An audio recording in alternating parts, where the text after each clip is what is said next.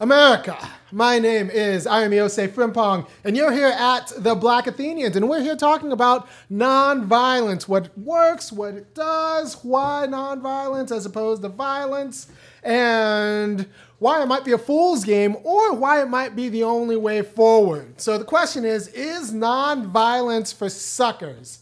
I'm going to dig in, but first let's hit the opening. Give it to me, Matthew.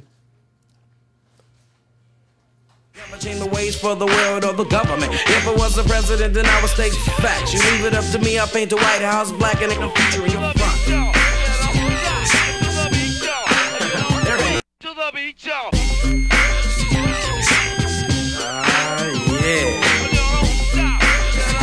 Sound good to me. Never change the ways for the world or the government. If I was the president, then I would state facts. You leave it up to me, I paint the White House black and I'm featuring your front.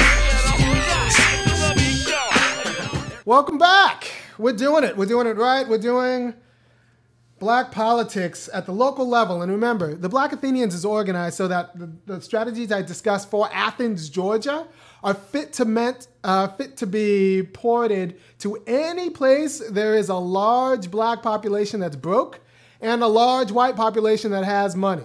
So this could work in Gulfport.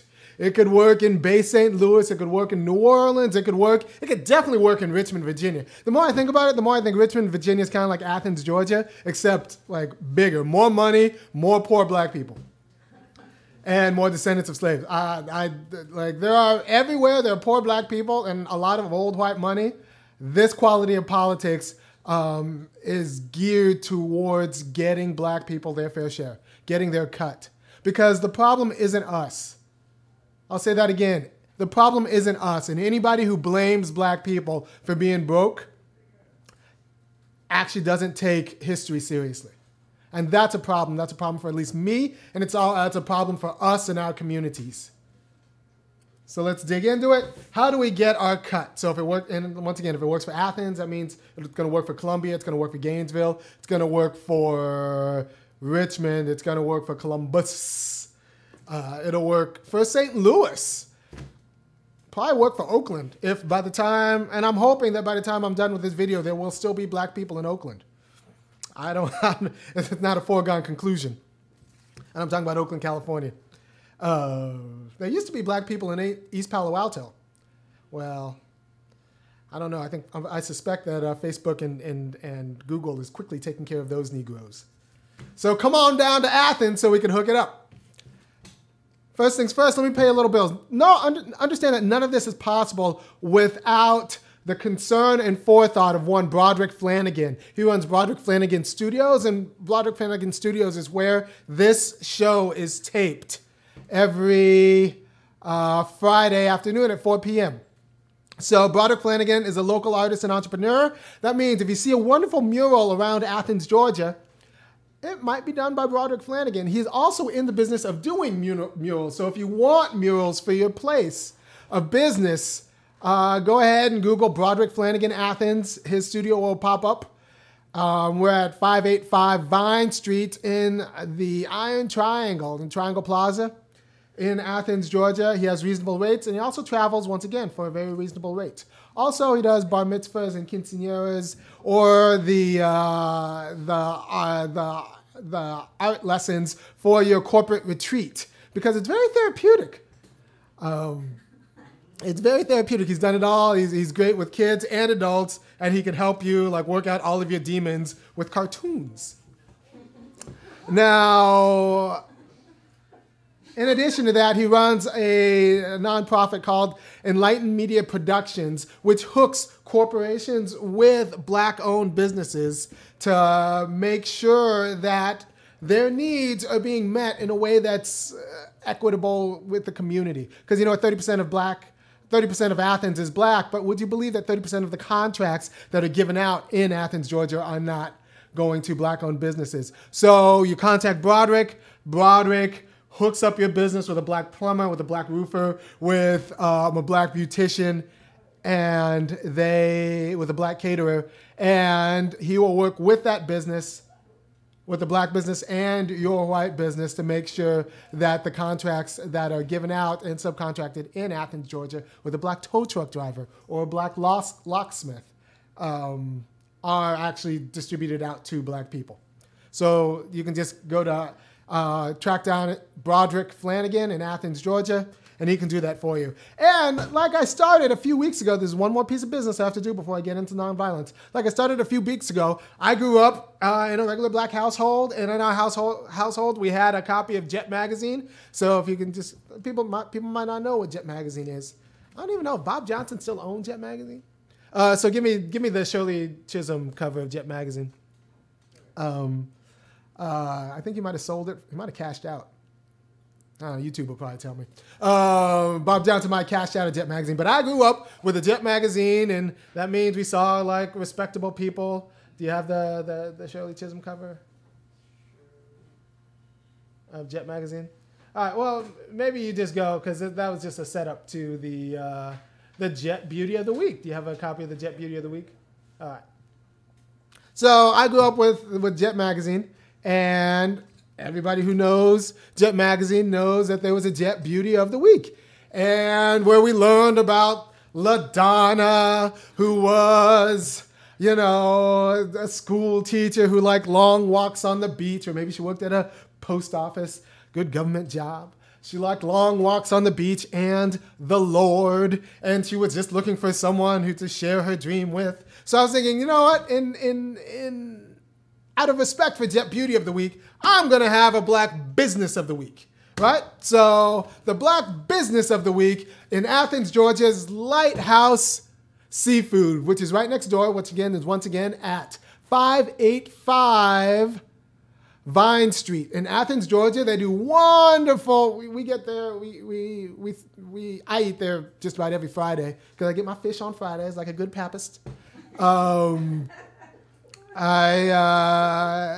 it's just a wonderful black-owned business. So if you need anything in terms of catering, if you need, they could do your quinceañera, they could do your bat mitzvah, they could do your workshop. University people, if you want someone, instead of wine and cheese, get your fish and your hush puppies at Lighthouse Seafood.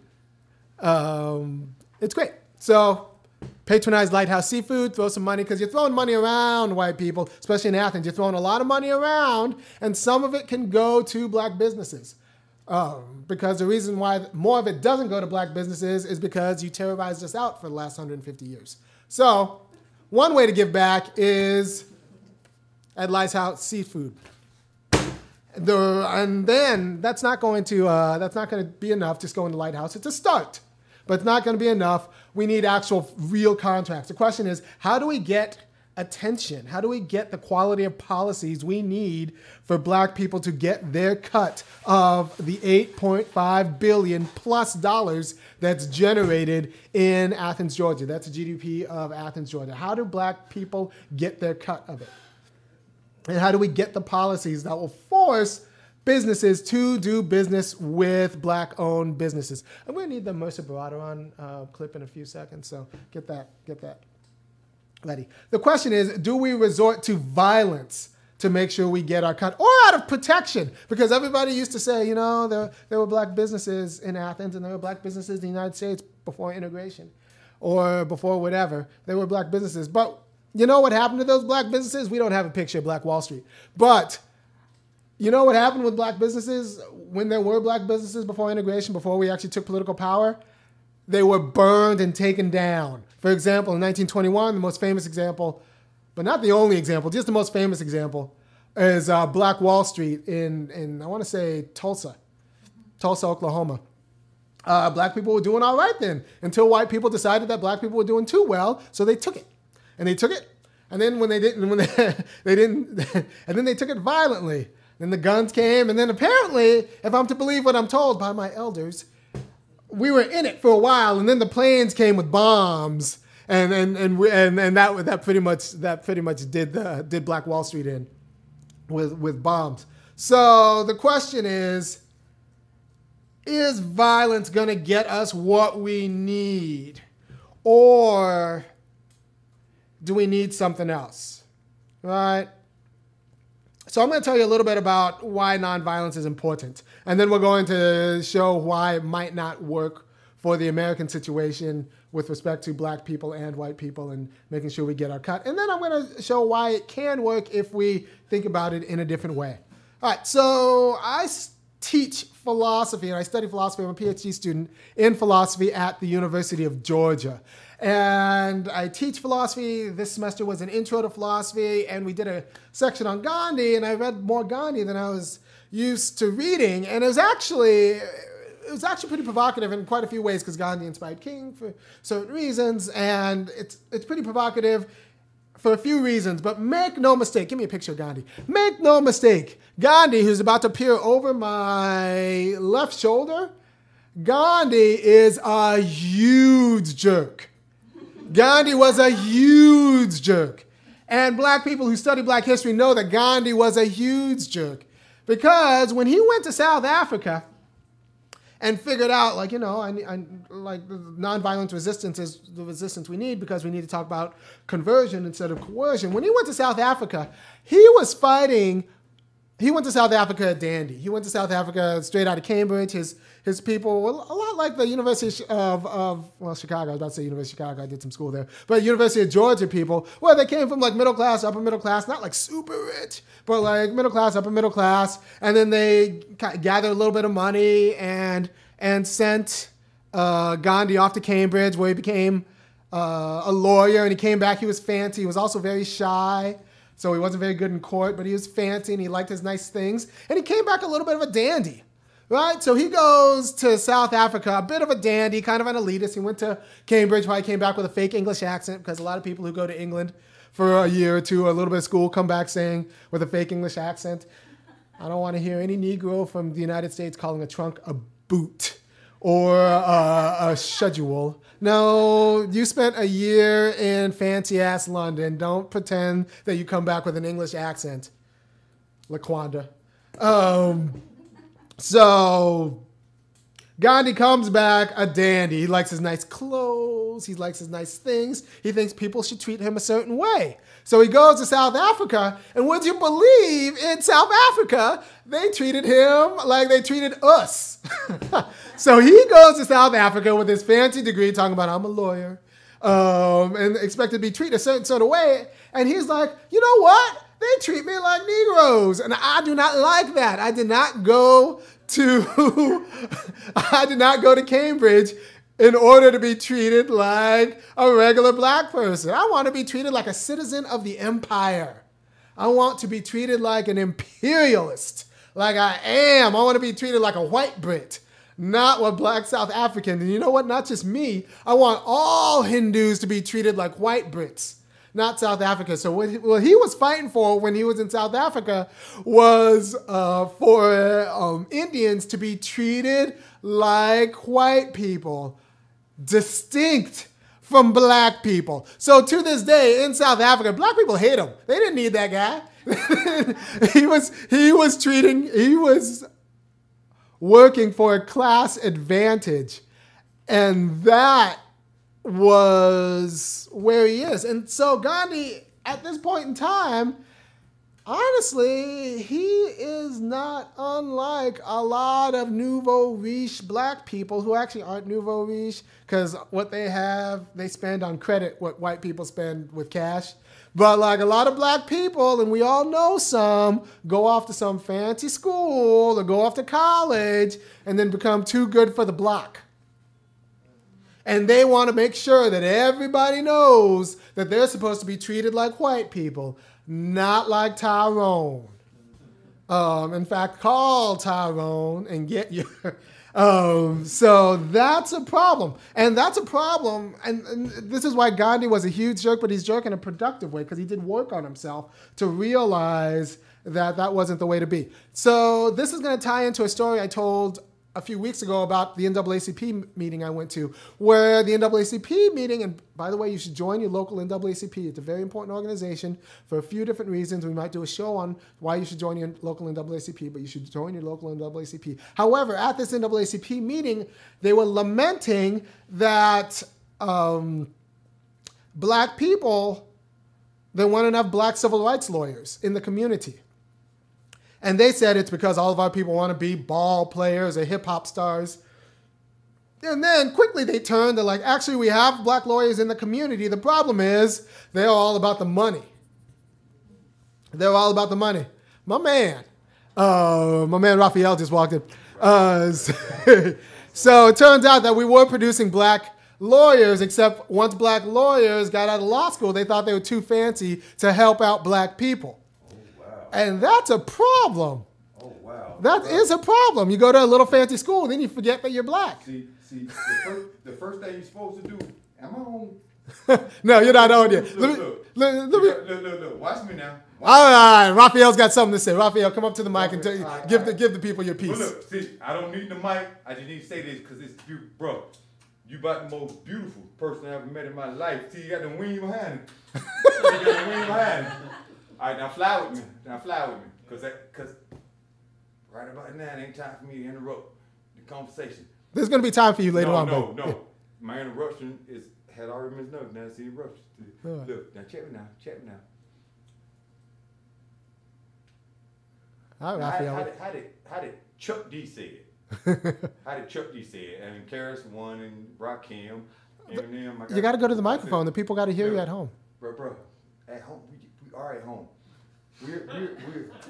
We are okay. I'm gonna say it like this because, and please don't think I interrupted, but see that's a contradiction in itself. I didn't mean to interrupt, but I interrupted. Wait a minute. I'm gonna give y'all time. All right, Raphael. I'm gonna give you time to think about that. All right, Okay. I got people at home. Why did I stop by?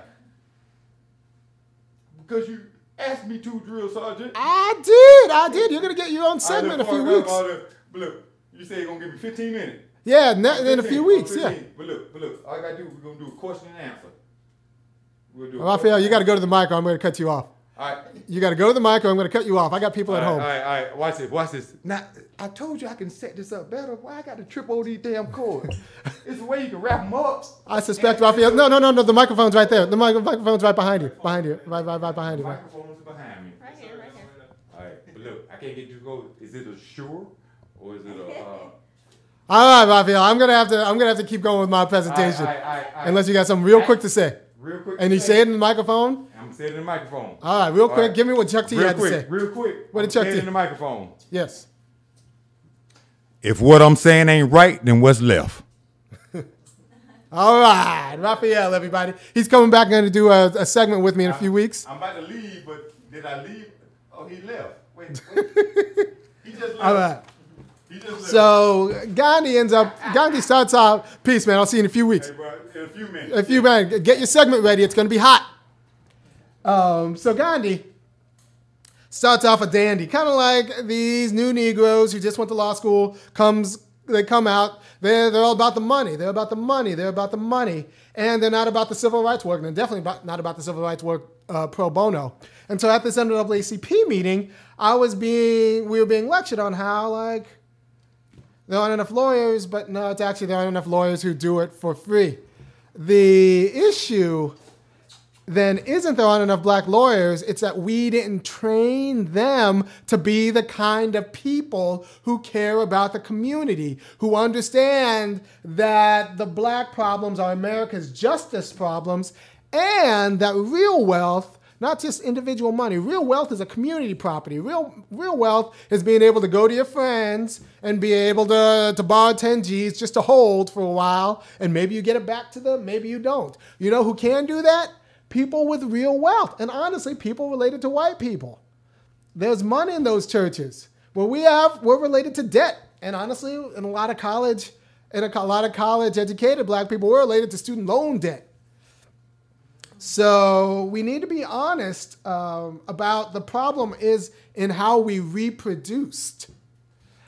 How we reproduced the new class. And this is what Gandhi was worried about. This is what Fred Hampton was worried about. This is what a lot of black leaders who actually know their business are worried about. It's not so much the action. It's the reproduction is where we lose it. It's in the reproduction is where we lose it. That's why we had a little bit of shine with the civil rights movement, but then boom, that window closes because we didn't reproduce a quality of politics that allowed us to get our justice. In the reproduction, we lost it. And you know who fights in the reproduction? White people. White people fight in the reproduction. I was teaching a class. You can get rid of the Gandhi picture. I'm going to come back to it. I was teaching a class last semester, and I was, giving my regular spiel about how we were talking about violence, nonviolence in education, and reproduction, and why not to the limits of violence. And one of my kids admitted that, like, look, he's from South Georgia. He's from South Georgia. And in South Georgia, he went to a Christian school in South Georgia. And in the Christian school in South Georgia, they were giving money away as a matter of scholarship. They were giving money away for students to write essays about black people fighting for the Confederacy, who were happy slaves, fighting for the Confederacy in the Civil War. I'll say this again. In this school in South Georgia, they were giving kids money to write essays about black people being happy Negroes in the South, for the South during the Civil War. That's how you reproduce white supremacy. And they didn't do it through violence. They did it through money, bribing kids to skew education, to make it the case that instead of learning the truth about the degradation, track down a picture of black kids picking cotton during slavery. Yeah, so we got to talk. That's a big topic. So instead of learning the truth about black degradation in the South, these kids were getting paid to write essays about a lie. And that's a problem. And that's how our degradation is reproduced, through the history curriculum. So instead of learning this truth, Matthew's going to put up a picture. They were learning a lie. Who finna put up a picture? Yeah, Matthew's going to put up a picture. You'll see it right there. I thought that's what you said. Yeah. I came back in to reiterate what I was already thinking. All right. Okay. But in a few weeks, we'll hook up a segment. It's going to be you and me right here. We're going to talk sooner than that. Spitting the truth. My man, Raphael. We got to talk. All right. Hey, Matthew, you got it? All right. Jacob around here somewhere too? All right, peace, Raphael. All right, bro. So how it was, where the white people won and are still winning is in the reproduction. Black degradation is reproduced by education. It's reproduced by the media. And since we don't control education and we don't control media, we lose. And not only that, the violence that's being done to black people, and this is what Gandhi understood. It's not just violence in the street. It's violence you do to yourself and in your mind. It's the violence that's being done is violence being done to our mind, and the violence that white people do to themselves in not studying and talking about the truth. See, like people ask, like, your wife is white. Yeah, my wife is white. And I went to a lot of white schools growing up, not all of them, but like I went to a lot of schools. I know white people. The stories they tell themselves to get through the day are astounding.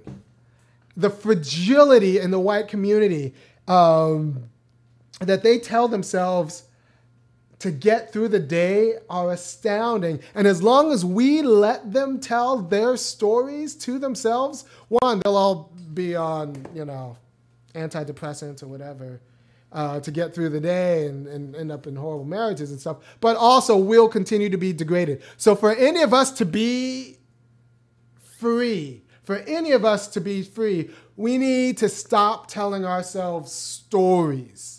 Right? We need to stop telling ourselves stories, because that is a form of violence. And that's what Gandhi knew. Because Gandhi was worried about, toward the end of his life, after he realized that, like, God, I was a dandy. I was kind of awful. I need to work on myself long enough. And this is why you get the fast and the purification. Because what happens is this decrepit society imputes desires into you. And you start caring about these distorted desires more than you care about reality. And you start teaching people about these distorted desires, and more than you're committed to actually like paying attention to reality. And what we saw in my student who was in in school in South Georgia. They cared more about teaching a distorted reality that made them feel good. They cared more about their feelings than they cared about reality. And the stories that all people, but especially white people, tell to make themselves feel good that are averse to reality are actually a poison for our justice claim. And that's how it's reproduced. We did the action, we didn't do the media and the education, and we let white people do the media and the education. And you know what they do? They do violence, just not with swords and not with fire, but violence in terms of the lies they tell to themselves about themselves and about their history, and the lies they have to tell us about themselves and about their histories in order for them to get through the day. And that's the form of violence we need to bite against. So when King writes his a letter from the Birmingham, we'll go back with Gandhi. So when Gandhi's going through his fasts and he's going through like all the violence that's done, he understands that for any of us to be free, it's going to be through a conversion, not coercion. It's going to be a conversion to committing yourself to truth. And you have to understand that the stories you tell yourself to get through the day, the stories you tell yourself, the stories you tell your friends about your marriage or your relationship, or about your happiness, those are all a form of violence. And as long as you hold on to those stories more than you are worried about the truth, you're doing violence to yourself and you're doing violence to other people as you lie to them. And none of us is free because now you're a prisoner to those stories. You're a prisoner to the bling. You're a prisoner to your appearance that's not based in truth. And that's what Gandhi was worried about. And that's when the fast, and that's when he's working on himself. That's when as he's working on himself to become like a better person. And you see throughout his life, 20 years in South Africa, he's fighting for the Indians. And then he starts to realize, and he goes back to India, that like maybe he was on the wrong side of this. And when he goes back to India, he realizes that, yeah, he was on the wrong side of it. And the problem isn't the British, it's the oppression. And the oppression comes through violence. So he doesn't want to just kick out the British just to have Indian oppressors. So he needs to get rid of the caste system. He needs to, and there's a book. Give me the book on the political writings of Gandhi. There's a book. It's actually a pretty good book where he's kind of working this out and kind of explaining to people that, like, look, if you go through a revolution with violence, you're still a prisoner to the violence. That means, like, we need to convert people into the quality of people who can not only rule themselves, but rule with each other. That means share power with each other. And that's the goal that he figures out later as he lives. But he's always, he's a jerk all the way through his lives. But like you see the process, he's like, oh, like we need to get rid of this caste system. And then he's like, oh, we need to actually educate women. And also not just educate women, we need to understand that the women who are educated, we need more than a literary education, because we all know people who can say all the fancy words, but don't know how to share power, don't know how to be just, don't know how to treat other people, not like objects. So Gandhi, through his purification, through his working on himself, understands that satyagraha needs to come through ahimsa, which means like self-rule. And that's self-rule as yourself, and also like the Indian rule of the Indian continent needs to come through nonviolence, because we need to be able to get rid of all of the violence in ourselves in order to rule well. So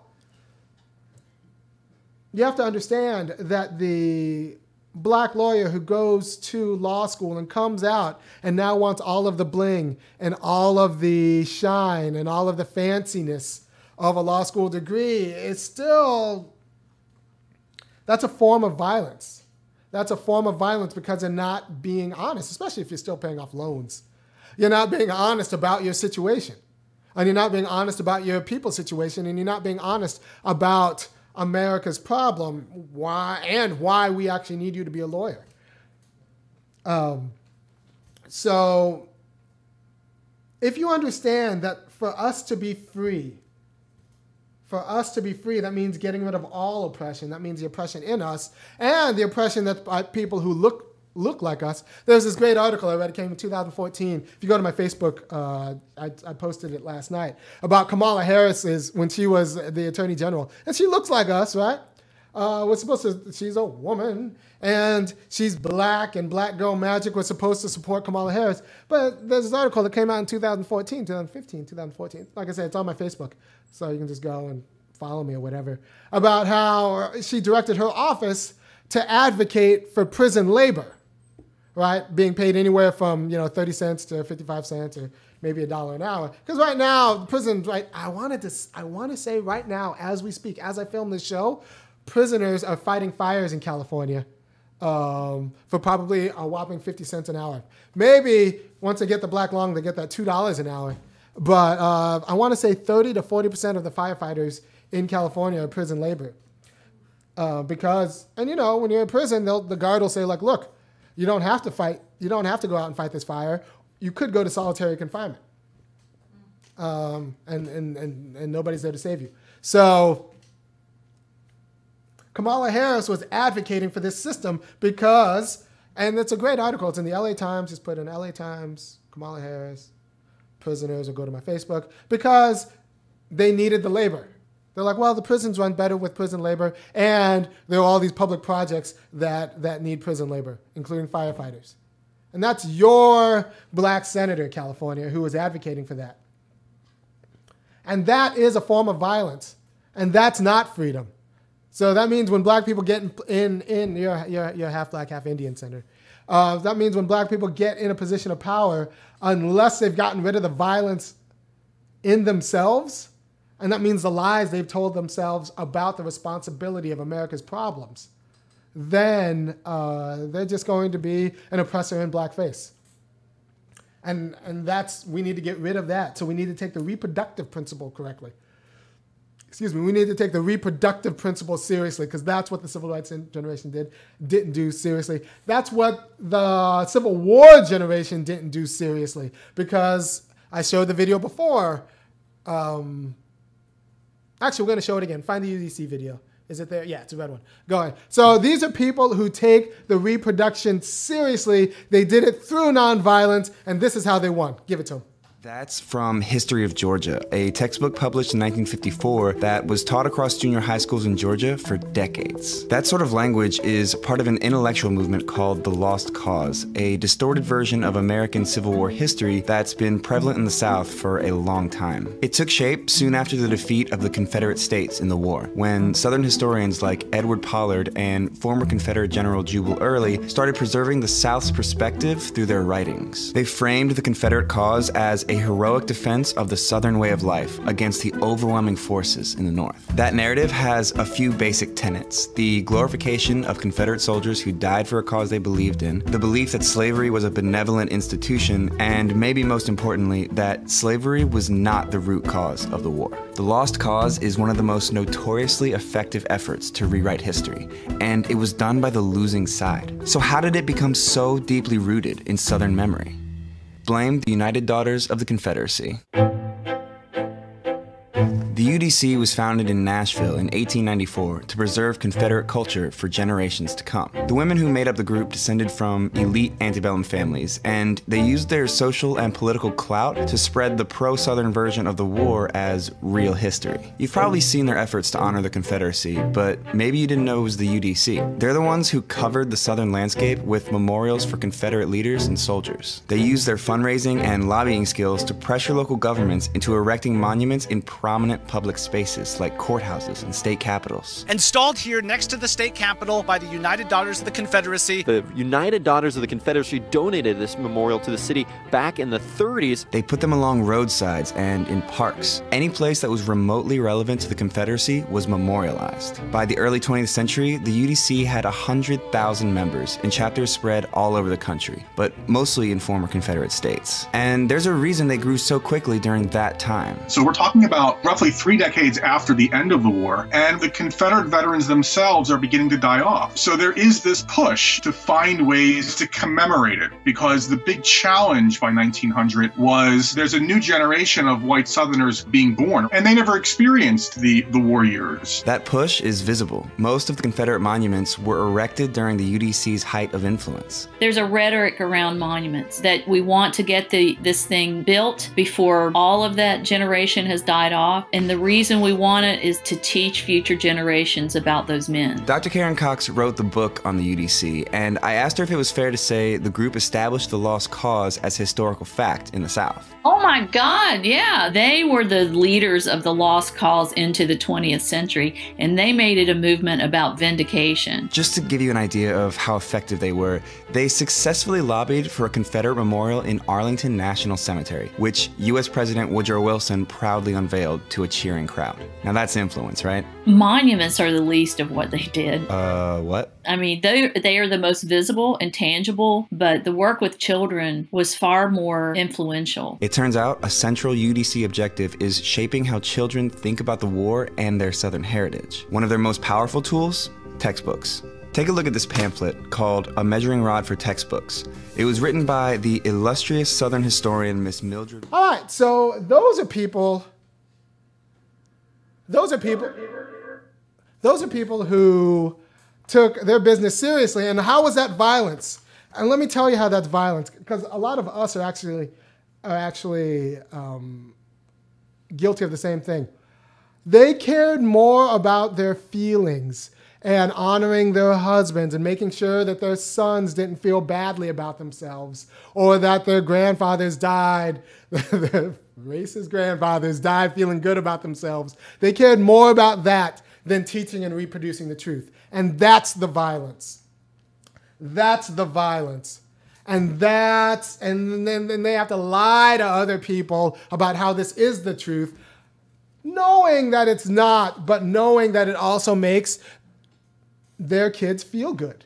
It makes their white kids feel good. So in order to make little Hunter and Jackson and Sophia feel good, they're willing to perpetrate and advocate for violence and deception in the minds of black people. And I call it violence because there's another study come out. I don't have a picture of it, but the study came out. It's in the Atlantic. If you Google meritocracy, black, Atlantic, it turns out that when you tell black people, especially generationally poor black people, but also not generationally poor black people, that life is fair, then once they hit about 7th grade, actually from 4th to 7th grade, if you tell them that race doesn't matter in a globalized society and that life is fair, once they hit about 7th grade, they start blaming themselves for things that are the function of U.S. policy, right? So the violence that these white teachers and these white women advocated for through the curriculum, not in the battlefield, through the curriculum. And make no mistake, when you advocate for deception, it's fraud. It's a form of violence. And this is what Gandhi knew very, very closely. So he wanted to get rid of the lies in himself. So when you advocate for deception, it's a form of violence with consequences, and the consequences are black kids blaming themselves for the legacy of white terrorism, right? And that's very important. And do you have the Mercer Barato on little? I think it's on the flash drive. It's on the flash drive? Yeah. All right. So, I might have the flash drive. Hold on, people. This is very important. I do. Check to see if it's on there. So when you have people advocating for a lie, it's a form of deception. There's a great quote that a lot of white parents will say. It's a paraphrase. I hear it probably every month or so about, well, you know, we can't.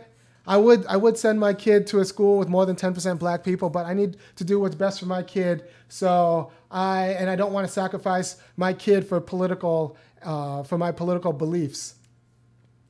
And you know, white parents, we let white parents say this. we let white women say this because we don't know how to actually take white women to task for being morally bankrupt. But we let white people say this. But you know who didn't say this? Do you have the picture of the Little Rock 9 picture? It's Little Rock 9. It should be on the desktop. Elizabeth Eckford being shouted down by... Called pink noise, called white noise. Yeah. Is that it? Yeah, that's it. Yeah. So you know who actually understood this? These parents, the parents of Elizabeth Eckford. They understood that every sphere of your activity has to come under justice, right? And if we don't expect parents to be just in their parenting, and yeah, like if we don't expect parents to be just in their parenting, if we think that they get a special exemption just because they don't want to be just, they don't feel like being just, then we can't be surprised when we reproduce little supremacists and little elitists. Because every aspect of your life has to come under justice if you want to live in a just society. When you take shortcuts, you get to where we are as black people today. We let white people take shortcuts. We let Samantha Bee, a great feminist, hold on. We'll say, hold on, because I ain't going to let you go. I want to let you go. All right, well, come to the microphone and say your piece. So you say take a shortcut. Do y'all understand that if you're going in circles, that means you're cutting corners? Wait a minute, the shortcut, because look, I'm going to come right there, and there's your square right there. There go 12, there go Raphael. And I don't need a tape measure to measure this, because if we're... Raphael, you got to come to the microphone and get out. Oh, one or the other. All right. It's Come to one the mic. Yeah. Come to the mic. All right, it's right there. All right, look. So you got to say your piece. You get 30 seconds right now. I got 30 seconds. Go. Throw your hands in the air and yell, go. My name is Raphael, so I'm going to say the rest of the shit slow.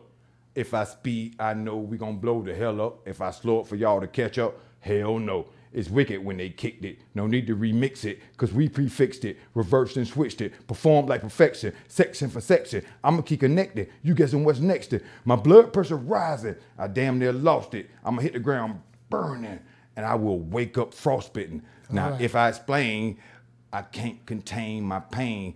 I got Rick James in my veins. Let him remain. Let it stay the same. All right. Raphael, you're coming 30 back. seconds. That was 30 seconds. Look, man, you're going to get your own segment in a few weeks, but I got to get through my presentation. That was Rakim. Okay, got a piece of paper? Okay, I got to get through my presentation. Okay. And you're going to come back in a few weeks. Are you on that umbrella? Ella.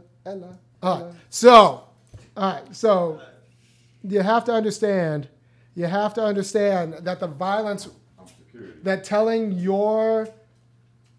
a story to your kids, telling a story to your friends, telling a story to your colleagues, telling a story to your employees or your employer, that's all a form of violence.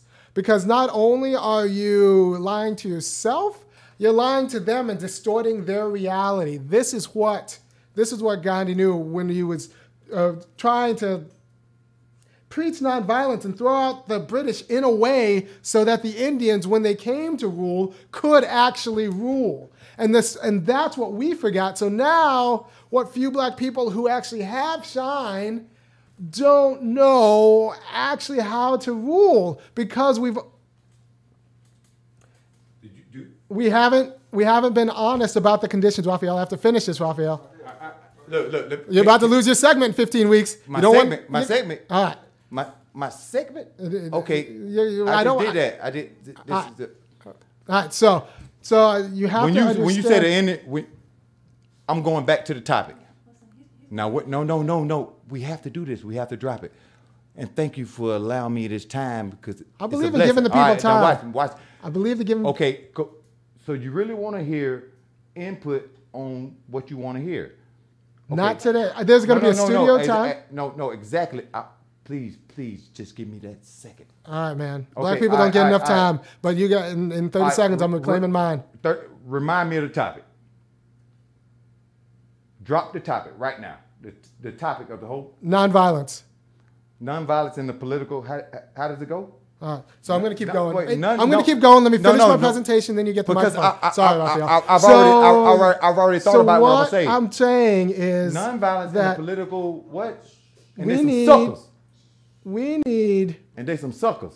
to take Yeah, nonviolence seriously. That means giving everyone their time and their space and stop telling ourselves lies 11. about what we're doing, telling ourselves lies about history. And unfortunately, there's a triumphalist narrative in Black America which doesn't do us any favors. And the triumphalist narrative runs that we had the civil rights movement, we can vote now, we're free, although we're broke. And the triumphalist narrative runs that like, we're not really broke, but like Black people.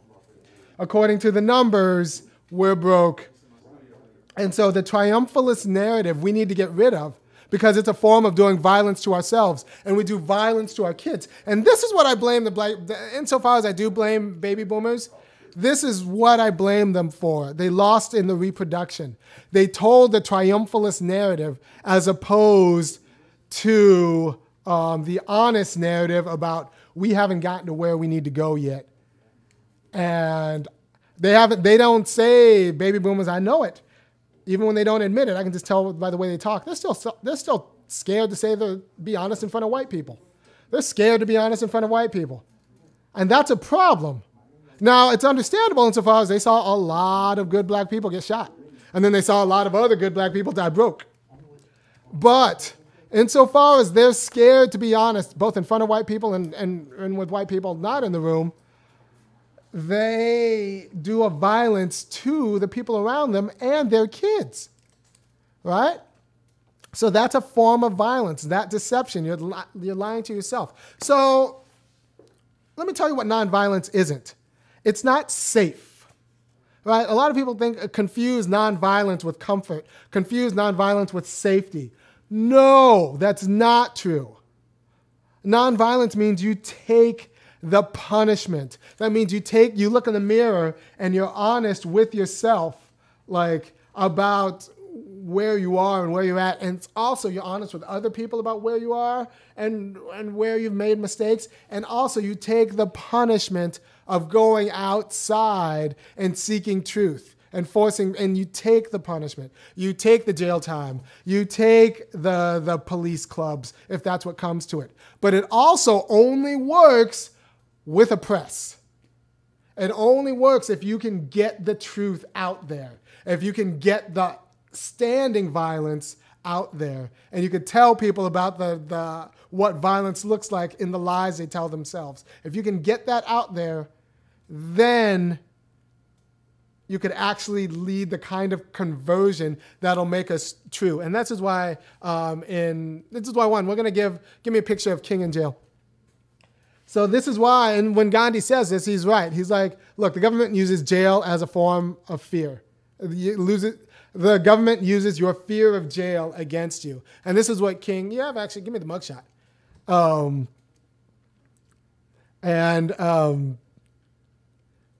If you're scared of jail, if you care more about staying out of jail than you care about the truth, you're doing violence to the truth. And you're going to be one of the reasons why we won't be free.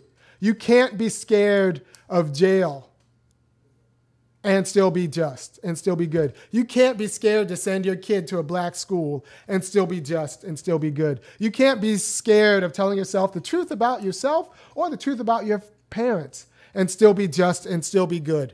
So give me the letter from Birmingham jail. So that's why this letter from Birmingham jail is actually very important. It's important that it's a letter from, King wrote this in a Birmingham jail and not like a coffee shop. It means that you can be a man, you can be a human while in jail. Because jail is just something, and Gandhi says this too, jail is just something you got to normalize that like good people go through from time to time. I'll say that again. Jail is just something in an unjust society that good people go through from time to time. And I've said this before, and I said this in class. If you put the list of people who've been in jail on one side and the list of people who've done grimy things to stay out of jail and lied to stay out of jail, I don't know. Well, I know it's like I've been in jail, so like I'm gonna be on this list anyway. But I don't know, and I expect my daughters. They're 3, 5, and I got a son who's 6 months old, 5 months old. I expect them to go to jail from time to time, unless we've made this nation whole. And that's just something that people do. And if you're scared of going to jail, and if you care more about that fear than you care about the truth, you're a problem. And if you're teaching other people to be scared of jail more than they're scared of the truth, you're teaching other people to be problems. If you're teaching other people to be scared of white people more than they're scared of the truth, you're teaching them to be problems. And so so King says in this jail, the first thing we need to do, like finding freedom is going to be a multi-stage process. First thing we need to do is be honest about history. We need to study history and be honest about history. And then we're going to go out, find injustices, think about it, think about the lineage and how they've been reproduced through time. Be honest with yourself about it, just a history. Then you have to go through a self-purification. The third step is actually self-purification, because you have to understand that you are like Gandhi in the beginning. Like Gandhi when he went to South Africa and just wanted to be dandy and fancy. You have all of these desires that have been imputed in you that will distract you from actually doing justice and actually getting freedom from your people. So you need to do some self-purification. You need to work on yourself. You need to get habits of honesty with yourself and with other people, and being honest publicly with other people, because none of this happens. The conversion doesn't happen if it doesn't happen publicly, right? And expect other people to be honest with you. And that means not cooperating with unjust structures. Because right now we teach a lot of people how to cooperate. We don't teach them non-cooperation. The entire school is telling black people, you just need to learn how to cooperate better. Depending on who you talk to, Kamala Harris and Barack Obama and a whole lot of people in that vein are teaching black people how to cooperate. And that's not going to get us freedom. That's not going to get us justice. It's not even going to pay off your student loan bills. So, insofar as we teach people how to cooperate, instead of justly non-cooperating, insofar as we teach people to cherish these things that we ought not cherish, we are doing injustice. We are doing injustice, and we're reproducing injustice, and we've lost the fight, the struggle for justice in the reproduction, because we're not being honest with ourselves. And we're not being honest with ourselves, and then we're not being honest with white people. And we're not willing to suffer the violence that comes from being honest with white people. Because you know what? You tell white people like the truth, they're going to get their feelings hurt, because they're used to the lie, and they're used to having the lie reproduced for them. Honestly, if you go to your Thanksgiving meal, and you black people, I'm talking to you too, and your holiday meal, and tell your family the truth, they might not like you so much because they're used to striving, and they know that the truth is dangerous, and they don't want you to be in danger. But you have to tell them that the struggle requires truth-telling. The struggle requires truth-telling to your family, and the struggle requires truth-telling to white people. And the struggle requires them telling the truth to you and expecting them to tell the truth to you, and even when it hurts their feelings. It requires making sure the truth is in all public schools. That means advocating for the truth. Even when you get pushback from white teachers who just want to tell the quality of King that makes people feel good and not the truth. Right? So nonviolence is only worth a darn if you understand that coercion will not lead to freedom. It will lead to both oppression by the oppressors, that's felt by the oppressors and by the oppressed. So if we want freedom, that means we need conversion, which means truth-telling to yourself and to other people. And that we're humans every day. Right? So that's the violence Gandhi wanted to get rid of. That's the violence King wanted to purify from himself before we did direct action. to be clear, nonviolence is not a matter of staying away from harm. It's a matter of caring more about truth than you do about the lie. The lie you tell to yourself as you try to be fancy, the lie you tell to your friends, the lie you let other people tell you. So you need to provoke people with truth into truth. So our actions of non-cooperations, nonviolent non-cooperations, are supposed to be provocative. And they're supposed to be provocative with an eye towards converting people into seeking truth and understanding that the lies they tell to themselves, which are actually making themselves unhappy. There are a lot of white people who are depressed, and all because they can't tell themselves the truth. And we know, like, white guys get violent when you tell them the truth, and white women kind of fall apart when you tell them the truth. You got to tell them the truth anyway. Damn their fragility. And damn their violence against us. Can I please ask you a question? And I'm about to open it up in questions in 1 second. So that's the quality of nonviolence we need. A quality of nonviolence that leads to conversion into seeking to truth. And that means not being scared of things you shouldn't be scared of. That includes jail. That includes possible mistakes you made when you were young. Right? And so there's I'm gonna end this with I got a question, because you said a few times, white people. Yes. Okay. You got to go to the mic because there are people watching at home. Bruh. Yes. Now you see that red in me? No. I'm asking y'all a question. I see you red. Okay, you see the red in me. So you say white people. Right. I've already, my in-laws are outlaws. It's okay. Right. It's not a black and white thing. There's a red area, or I'm trying to send y'all smoke signals. Okay, we're going to travel across the pond. But understand what I'm saying, brother. I'm not. All right, so I'm going to say why. All right, so whiteness is an ethnicity. It's an ethnicity with cultural content. Whiteness is and we need to change that cultural content. What we need to change is the way that we see color.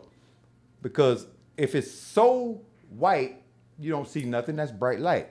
If it's so dark, you don't see anything, that's void of light. There's a red area, and you put them 12s on it, and I would sit down and I'll hit you with the folding chair like we wrestling. Okay? Of course, it sounds like you think I don't. Yes.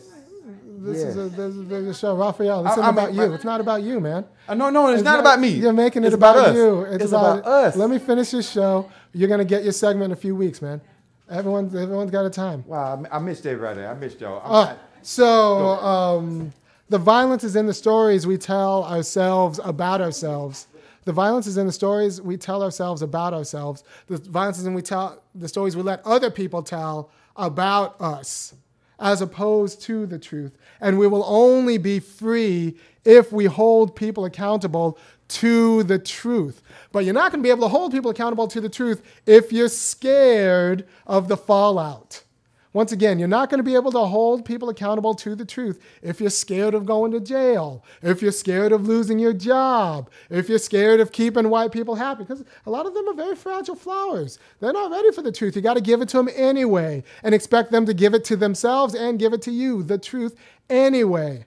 Because that's the only way any of us will get justice and we'll all be free. Because right now, they might not like to hear it, but they're a prisoner to their fear. They're a prisoner to their fear, and I just want to emancipate you from your fear. So that means we need to admit that, like, if you have regrets, you need to admit that you have regrets. That doesn't mean you did everything wrong. That means that there was a time where, like, you did the best you knew with what you knew, but, like, you kind of also had the idea that maybe you should do something else, and you didn't listen to that voice. So, like, those are the kinds of regrets that lead to, like, actual growth and actual self-rule. So you need to admit regrets. Admit that you have regrets. And don't trust anyone who can't admit that they have regrets, because that means they're not self-reflective. And if you're not self-reflective, that means they're doing violence to themselves in the stories they tell themselves and the stories they tell you. And that's the reason you want nonviolence in your relationships, because you want conversion into seeking truth, not the reproduction of violence. Because with the reproduction of violence in yourself and in the stories you tell yourself, you'll just end up with, like, a different oppressor. we throw off the white oppressors, then we end up with black people who still tell stories to themselves, who will just be oppressors themselves. And I don't want what happened to, Papa Doc in Haiti, where he threw out the white oppressor, then became an oppressor himself. I don't want another Obama. I don't want Kamala Harris. Honestly, I don't trust Michelle Obama, because I think she tells herself a lot of stories that might not be about us. So I want someone who's going to be honest, who's not hemmed up by desires that are not the desire to be honest and truthful about our situation, leading our situation, and that's how we be free. And I wanted to end this with the harassment that's been in the papers the whole time. I still got time, right? All right, so not a whole hour. This will be all right. So there's been a lot of talk about harassment in the paper, and like now Senator Franken stepped down, and I think it's actually good that he stepped down, because we need to be honest about like anybody can be a senator, not just like literally anybody can be a senator. That's in the U.S. Constitution. So like it's not just anybody can be a senator, but like actually a lot of people can be senators. And having met no small number of elected officials, you don't need, like, none of them are irreplaceable. Most of them are just mediocre white people.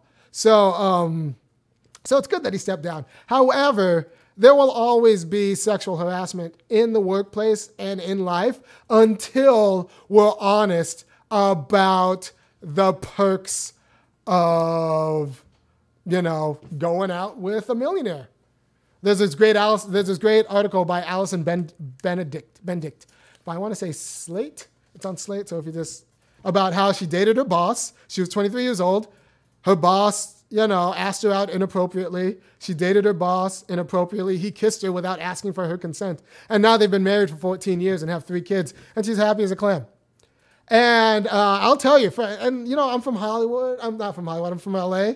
But I know a lot of people who some would consider famous. And I could tell you that for every person that came out against Harvey Weinstein, there are like 20 people who like gave him the massage he wanted. Weinstein made a call, and like their whole life is better for it. So we need to be honest about what the political economy of sexuality in our lives, if we actually want to get rid of the improper use of sexuality in our workplace and in our lives. So until we're honest, like I lived through Anita Hill. All this happened 25 years ago now. And you know what happened? The same. And until we're honest about the play of sexuality in our lives and our livelihood, and the advantages of marrying a millionaire or getting a hookup, or the fact that if you had to choose between having 4 interviews for a job or having 1 interview and giving the boss a quickie, a lot of people would choose the 1 interview and the quickie, because like 4 interviews is a lot of interviews, and a quickie, you just get it over with. So like, until we're honest about the play of sexuality in our lives and the swing of wealth that turns on just looks, we're not going to get rid of this sort of violence in the workplace. And as long as we're not honest about it, and we take these things, and we're happy with just a few Hollywood heads and a senator sitting down, we're going to always have the violence in our relationships and in our work relationships. We're always going to have the sexual harassment in the workplace. As long as we're not honest about it, paying. And you know who's going to press for it? Here's the big surprise: women, right? So right now we've heard a lot of talk about women fighting against sexual harassment. But the same women who elected Trump, the same women who are going to elect Roy Moore next week, and the same women who elected Greg Abbott in Texas are going to, quietly fight to keep the play of sexuality in the workforce existent, because it pays for them. So until we can figure it out honestly with each other, until we have some sort of truth and reconciliation commission with men and women about the political economy of sexuality, and you want it when it works and you don't want it when it doesn't, we're going to always have it on the underground economy. It's going to be fought for by, honestly, it's going to be fought for by women who want to be able to use their looks to climb up because they want to be able to fight for that right. And maybe that's not the worst thing in the world to fight for, but we need to talk about it. So if 80% of the offenses are going to be men, the reproductive element, once again, is going to be from women. So unless we deal with that 20%, it's just going to reproduce the other 80% because they're going to seek it or like not mind it as long as it's going to be an exchange. And until we're honest about that exchange, and once we get honest with that exchange, we can actually work it out. But until we're honest about that exchange, the rape culture and the harassment culture or whatever is going to continue. So we need to be honest about, like, Hillary Clinton was a great feminist insofar as she was the first woman, whatever.